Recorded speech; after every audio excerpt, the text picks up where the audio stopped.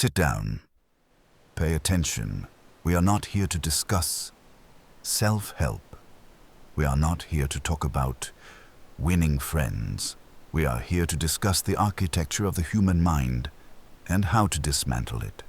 For decades, intelligence agencies like the CIA, the KGB, and the Mossad faced a singular problem. We call it the time-distance problem. How do you move a hostile subject from a state of absolute resistance to a state of total compliance? And how do you do it in minutes, not months? The answer isn't torture, it isn't coercion. It is behavioral engineering. Most of you walk through life asleep. You see faces, you hear words, but you are blind to the code running underneath. You're interacting with the mask, the social avatar people create to protect themselves. I'm going to teach you how to see behind the mask. What I'm about to give you are the core protocols from my manual.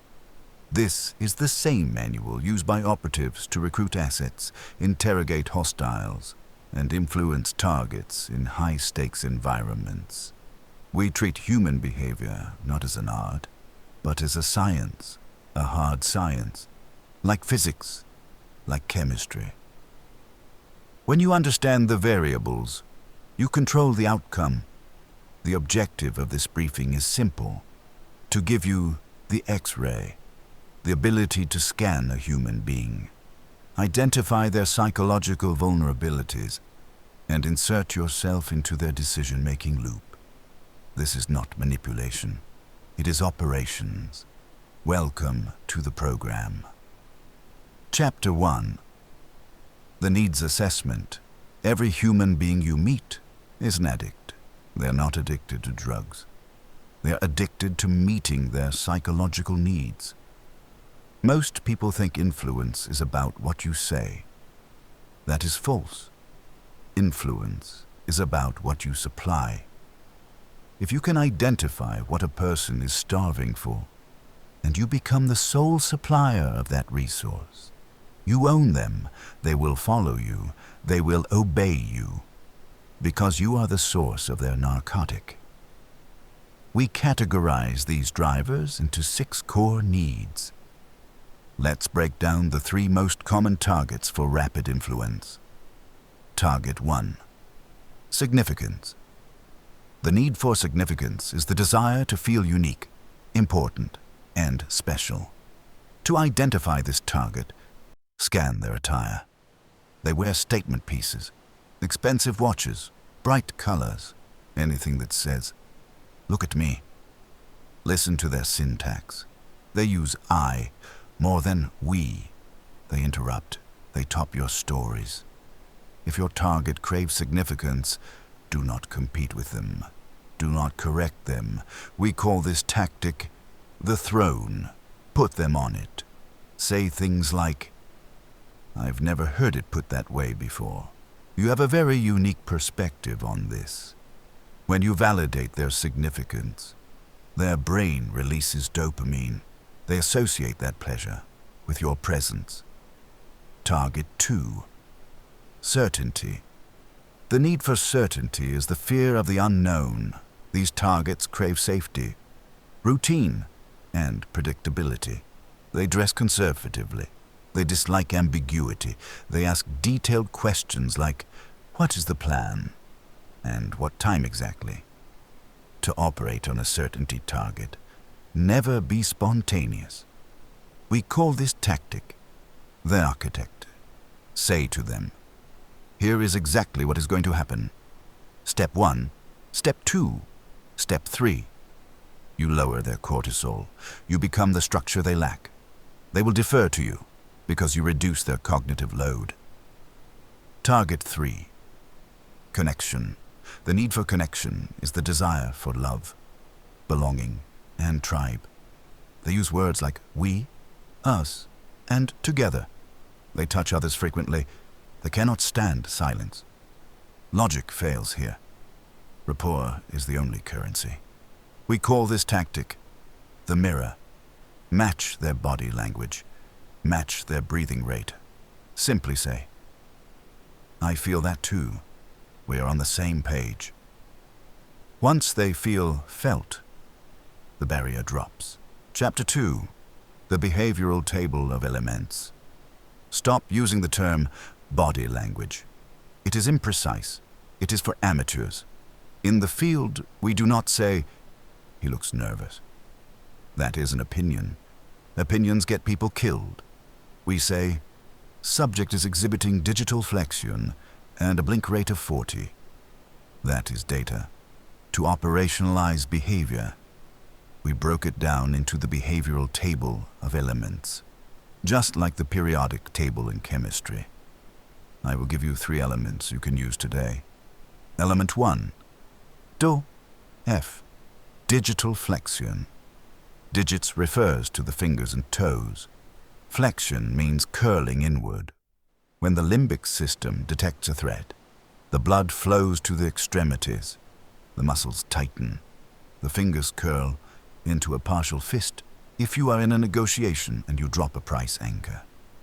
Look at the hands. Are the fingers resting flat, or are they curling slightly? DF indicates unvoiced resistance or stress. If you see it, stop pushing. You have hit a nerve. Element 2, V, A, C. Visual accessing cues. The eyes are the hard drive indicator of the brain. The direction the eyes move tells you which part of the brain is activating. Ask a question and watch the initial movement. If the eyes go up, they are accessing the visual cortex. They are seeing an image. If the eyes go to the side, they are accessing the auditory cortex. They are hearing a sound. If they look down and to the left, they are talking to themselves. If they look down and to the right, they are feeling an emotion. Element 3, S-U, suprasternal. Notch, compression.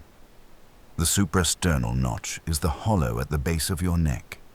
It is a highly vulnerable area. When a human feels threatened or exposed, they have an ancestral urge to protect the jugular.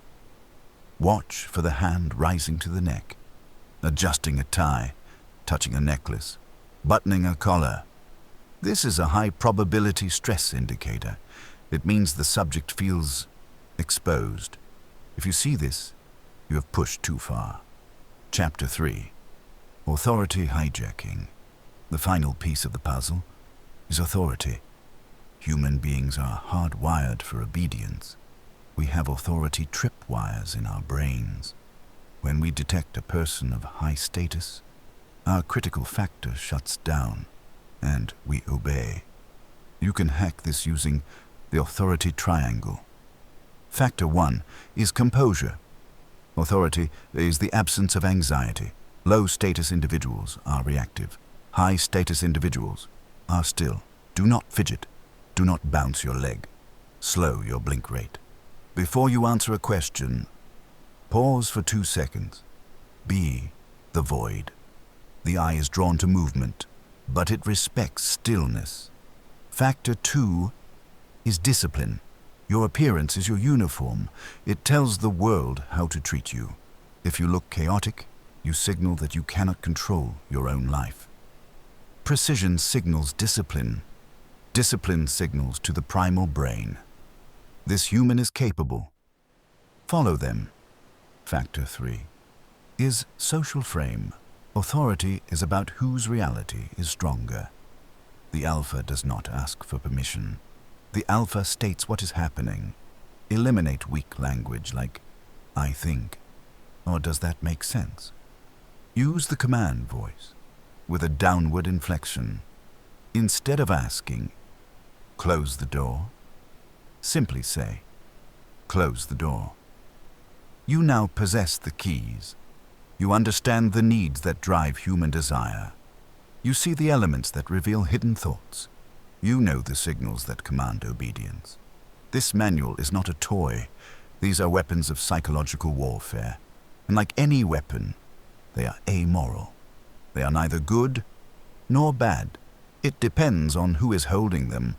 If you use this to manipulate, you are a predator. But if you use this to lead people to a better place, you are an operator. The choice is yours.